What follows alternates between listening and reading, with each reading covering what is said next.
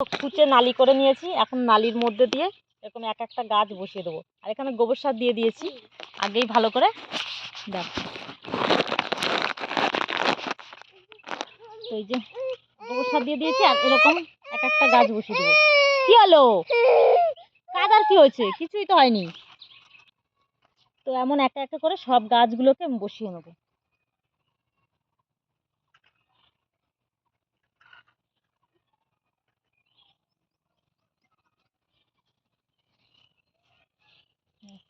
এবারে আরেকটুখানি গোবর সার ছিটিয়ে দেবো এখান থেকে গাছগুলোর গোড়ায়। এরকম গোবর সার দিয়ে এখন এই যে যে মাটিগুলো আমি তুলেছিলাম এই মাটিগুলো দিয়ে চাপা দিয়ে দেবো।